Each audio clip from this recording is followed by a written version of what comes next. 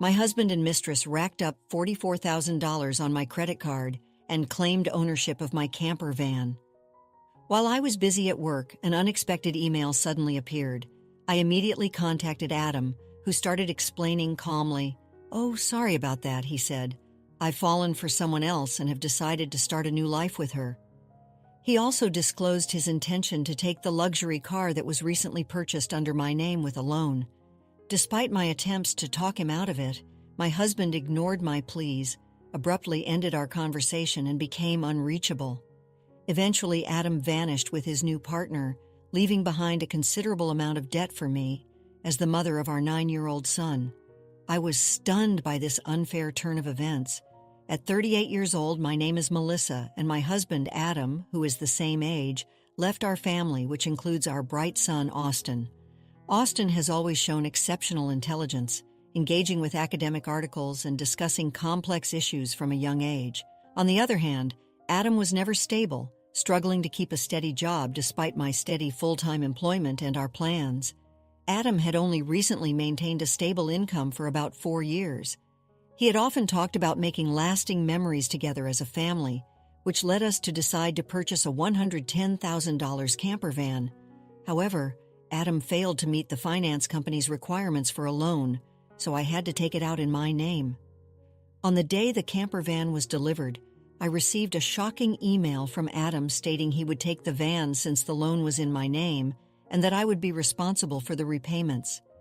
Confused, I called him immediately, only to hear him confess that he had fallen in love with another woman and decided to pursue a relationship with her. "I thought it was just a fleeting thing, but it turned serious, so I'm planning to start a new life with her," he said, and mentioned the divorce papers that we had argued about before. He stated his intention to file them and abruptly ended the call. This conversation was the first time I realized the depth of Adam's betrayal, a truly shocking moment. All my subsequent attempts to contact him were fruitless, and I was left to face this harsh new reality alone. When I returned home from work and went to check the drawer where the divorce papers should have been, I found it empty. The papers were gone, and I was left grappling with the huge debt from a $110,000 car loan. Despite my countless attempts to contact my husband through emails and calls, he never responded. My son Austin, noticing that I was acting differently, approached me with concern after dinner. "Mom, what's wrong? You haven't been eating much lately. Are you okay?" he asked gently. Yeah, maybe I'm just tired," I replied, trying to hide my distress. "When people lie, they look up to the right. Lying is bad. Dad hasn't been home for 5 days. Did something happen between you two?" Austin's acute observation startled me, and I took a deep breath, trying to calm myself. Feeling that I could no longer conceal the truth, I decided to share everything with him. "It's just something your dad would do," I admitted. Unsure how to express my sadness, he asked, "Aren't you sad?" "No, I kind of understood from how things were going," Austin replied, his tone detached as if he had foreseen the event.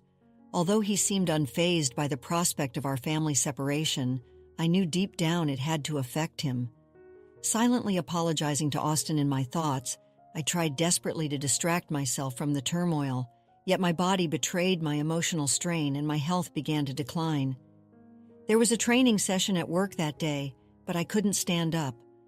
"Sorry, I can't stand right now. I need to take a break," I managed to say before collapsing. When I regained consciousness, I found myself in a hospital room. The doctor informed me that I needed detailed examinations and admitted me for further observation. Lying there, staring at the IV drip and the hospital's white ceiling, tears began to flow freely. Just then, Austin burst into the room, his face etched with worry. Seeing him so distressed, I quickly wiped my tears. "Mom, what happened? Is it serious? You're not going to die, right?" His voice trembled with fear. "Of course not. I wouldn't leave my dear son alone," I reassured him, my voice soft but firm. "That's good. I was so scared when the school teacher called to say you were taken to the hospital," Austin admitted, his relief palpable. Seeing his concern, I realized just how much Austin was affected by everything happening around us, and it strengthened my resolve to handle our challenges more openly with him. The shock was so intense that it felt like my heart might stop.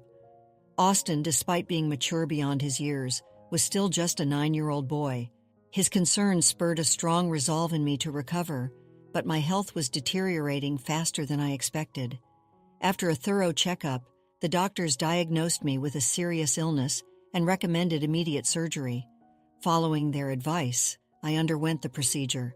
A month had passed since Adam left by the time I was discharged from the hospital. Returning home, I opened the mailbox only to find a demand letter for the car loan payment. I had assumed these payments were being automatically deducted from my account. Panicking, I checked my account balance with my cash card. Shockingly, what was once $44,000 had dwindled to just $54. I thought to myself, Adam did this. I want to ask him to return the money, but I can't reach him. What should I do? Without the camper van, selling it to recover the funds wasn't an option. As I sank deeper into despair over these misfortunes, Austin noticed my distress. He placed his hand on my forehead and asked, "You look pale. Are you feeling sick again? You don't seem to have a fever, though." "I'm physically fine, but your father took not only the car but all the money we had saved. I can't work due to my condition, and now we have no money," I explained, feeling overwhelmed. Seeing my predicament, Austin's face lit up with determination. "I see. Then I'll deliver newspapers and search the internet to see if there's any work I can do," he declared. His spirit and resolve encouraged me. "It's not the time to be down," I told myself, feeling a renewed sense of purpose. "Sorry for worrying you. I can't afford to be weak. I'll change my mindset and try to do whatever I can," I said, managing a smile for him. Austin smiled back and then suggested something unexpected. "Let's plan how to get the car back from Dad. How can we do that? The camper van is in your name, right?" he asked. "Yes, but what about it?" "Then maybe we can—" Austin began suggesting an idea I hadn't even considered, something completely out of the box. I was stunned. "Also, I have no idea where your father is," I admitted, the reality of our situation settling in. Despite the challenges, Austin's creative thinking and proactive attitude gave me hope that perhaps there was a way to navigate through this crisis. "So let's check my phone," I suggested, remembering how a month ago when we went hiking as a family, Austin felt a bit disoriented. Surprisingly, the usually reliable Austin had felt lost during that hike. Based on that experience, we bought him a child's cell phone and installed a GPS app on it, which both Adam and I could access. With this app, I can see where Dad is in real time, and he's been moving around a lot. "Oh, is that so? But what if we find him, then he just gives us a vague answer and escapes again?" I mused, trying to think ahead.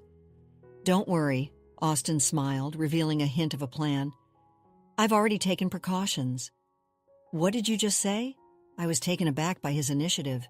To my amazement, Austin had independently taken action while I was in the hospital. Something truly astonishing, I thought, impressed by his foresight and resourcefulness.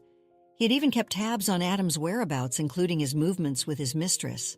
"All right, let's teach Dad a lesson for betraying us," I agreed, bolstered by Austin's confidence. "Okay, let's start the plan right away," I responded, and together we prepared for what was to come. With Austin by my side, I felt unstoppable.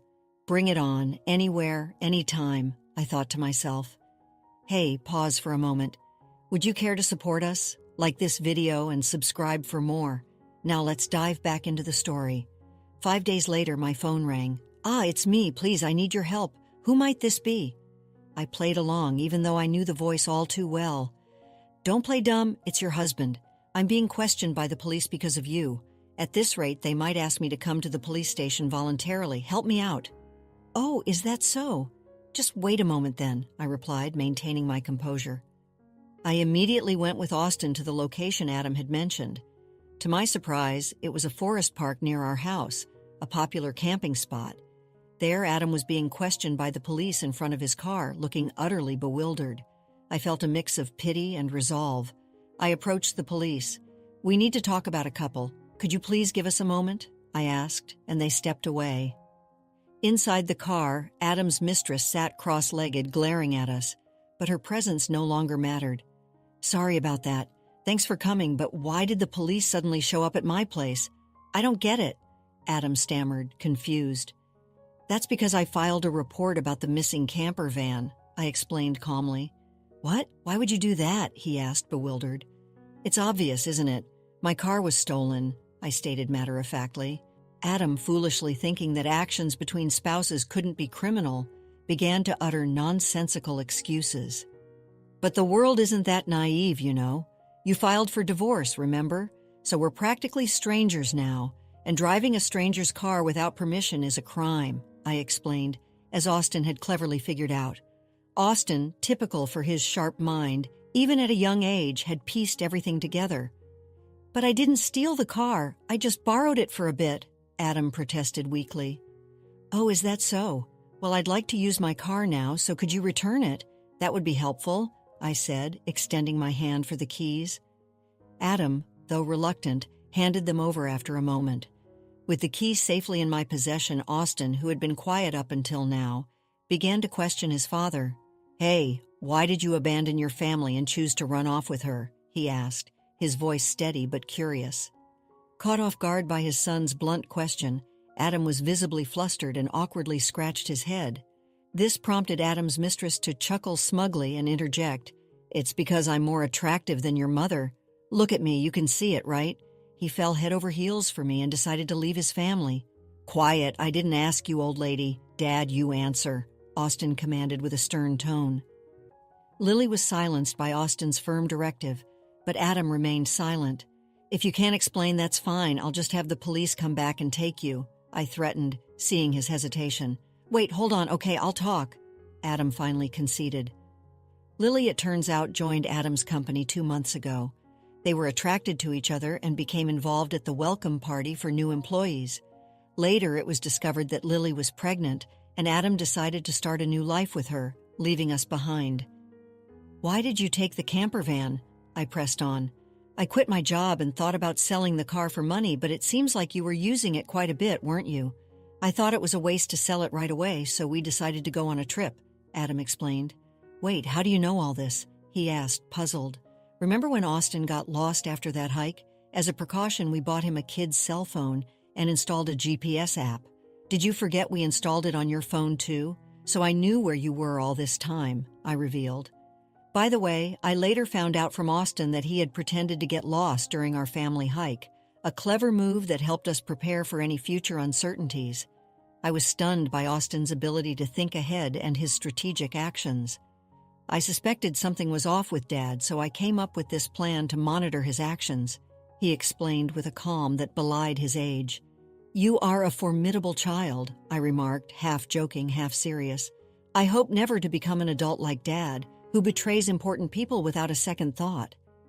Adam, faced with the harsh reality Austin presented, looked pitiful and was unable to offer any defense. In contrast, seeing Austin, only 9 but speaking and thinking with such clarity and firmness, gave me a profound sense of strength and resolve as a mother. I felt I couldn't back down, especially when it came to settling things properly. Also, return the $44,000 you withdrew from my account right now. That was our joint property as a couple, I demanded. I don't have to return it, Adam retorted stubbornly. No, it's not like that. The money was what I saved bit by bit since I was single after all. You always quit your jobs midway, so we hardly ever saved money together, did we? I countered, my voice firm. Hearing that the $44,000 had been squandered by Adam and his mistress was appalling, but it also made me feel relieved about the decision to divorce him. That's how it is. But if you've stolen and used the car and my money, that's going to be a serious crime, I continued. What? I just sent the police away, so it's not their business anymore, right? Adam tried to dismiss it. I only said we would talk. I have no intention of withdrawing the complaint. I must add the theft of my money to the report, I asserted. Austin, should I call the police now? I can do it with just one button on my phone, I said. Lily, Adam's mistress, had been silently observing our conversation but quickly tried to exit the camper van. At that moment, she let out a scream that echoed around us. The reason was startling. Outside the car door, Lily's parents stood, their faces red with anger, ready to explode in fury. Startled, she stepped back as her parents began to yell at her. I'm sorry, don't be so angry, but why are you here, Mom and Dad? Lily stammered, taking it all in. I called your parents beforehand, I revealed, watching the scene unfold. What? Why? Lily stammered. The truth was, during my hospital stay, Austin had visited Adam's office and tearfully told Lily's parents, "My dad left the house with another woman." This preemptive move by Austin had brought everything to this pivotal moment, turning the tables on Adam and Lily dramatically. In the wake of Austin's visible distress and frail demeanor, the staff at Adam's office had grown suspicious of Lily, who had recently departed the company alongside Adam. They had noticed the pair being overly friendly and even shared photos of them looking cozy at the welcome party for new employees. Learning from her colleagues that Lily still commuted from her parents' home, Austin managed to obtain her parents' address. With this information, Austin and I visited her parents, armed with a photo of Lily. When we met them, I explained everything that had transpired. Thus, today, after contacting Lily's parents again, I asked them to stay nearby for a while, ready to confront their daughter. "How could you do this to me?" Lily exclaimed, her face a mix of shock and betrayal. "I don't want to hear that from you. That's my line," I retorted. Then, noticing her pronounced belly, I couldn't help but ask, "By the way, your stomach seems quite big. When is the baby due?" "In 2 months," she replied, flustered. "Wait a minute, that doesn't add up. You and my husband met only 2 months ago. What's going on?" The timeline was off and everyone sensed it. This was the first time Adam heard of the due date, and he stared at Lily with wide eyes. "Wait, what does that mean? Are you stupid? Don't you get it? It takes about 8 months from conception to birth, which means the child she's carrying isn't yours. You're so foolish," I pointed out. The realization dawning on him, Lily, now cornered, retorted, "What do you mean? Have you been deceived?" "Oh, I almost got away with it," she confessed with a scoff, her demeanor shifting to resignation. "Can't help it now that I'm caught. You're so naive, you can't see through lies at all. A fool." "Don't mock me. My whole life is ruined because of you. What were you thinking?" Adam blurted out, his frustration boiling over. Adam and Lily then started a heated argument, but no one intervened, allowing them to air out their grievances. Meanwhile, we contacted the police again to update them on the situation. As dusk turned to night, the area was illuminated by the red lights of police cars approaching the scene. "No, really, I was wrong. I'm truly sorry. I'll work hard and never cheat again, so please just don't arrest me," Adam pleaded, desperation in his voice. "People don't change that easily, especially lazy people like you," Austin chimed in, wise beyond his years. "Exactly. Austin's right. I can't trust you," I affirmed, standing firm in the chaotic unraveling of truths. Reflecting on the situation, I firmly told Adam, "Think about your actions and prepare to face the consequences at the police station." "If I get arrested, I won't be able to pay back the money. Is that okay with you?" Adam pleaded, looking for any leverage to avoid accountability. "I don't mind. Pay me back after you've served your time for your crimes. Take your time, don't worry. I've already found you a job," I responded calmly, outlining a clear path forward for restitution. "Let's see, there's Austin's child support plus the $44,000 you owe me. I'm not sure how much it will all add up to, but you'll work and pay it all back," I declared. Turning to Lily, the mistress, I had one last thing to say. "You might think you're just an observer here, but don't forget you're an accomplice to Adam's theft. Be prepared for the consequences." When I mentioned that Lily would have to pay if Adam couldn't return the stolen money, she shivered with fear. Lily sought help from her parents, but they sternly refused, declaring, "We disown a daughter who causes trouble for others." Thus, Adam and Lily were taken away in a police car. Thanks to the smart strategy devised by Austin, although they were released from detention soon after, they faced a substantial financial obligation to me. Through a lawyer, I claimed $44,000 in damages. Additionally, I secured an agreement from Adam to pay $1,000 a month in child support for Austin. I also introduced Adam to a subcontracting factory associated with the company I work for. The support payments and other charges I claimed from Adam would be deducted directly from his salary and deposited into my account.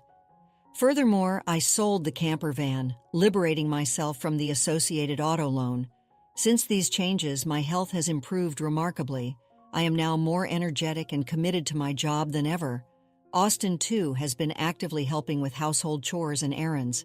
We are both committed to moving forward strongly so that Austin can pursue whatever path he loves without any hindrances. Let's conclude the story shortly. Life had thrown Melissa a curveball. But with her head held high and the unwavering support of her son, Austin, she navigated the turbulent waters of betrayal and loss. She emerged stronger, reclaiming her financial stability and building a new foundation for their future. Adam, on the other hand, faced the consequences of his actions, learning a hard lesson about the importance of loyalty and responsibility. He was left to rebuild his life, carrying the weight of his choices and the knowledge that his actions had shattered the trust of those who loved him. And Austin, the young boy who had witnessed the unraveling of his family, blossomed into a remarkable young man. He had shown maturity beyond his years, proving his resilience and unwavering love for his mother. Together, they faced the future with optimism, their bond strengthened by the trials they had endured. The story of Melissa, Austin, and Adam is a testament to the power of resilience, the enduring strength of family bonds, and the importance of learning from our mistakes. While their journey was marked by pain and heartbreak, it also highlighted the transformative power of love, courage, and the unwavering spirit of a mother and son. After experiencing the full journey of our story, we'd love to hear your thoughts. How did the story resonate with you? Don't forget to like, subscribe, and stay blessed. Thank you for watching, and see you in the next story.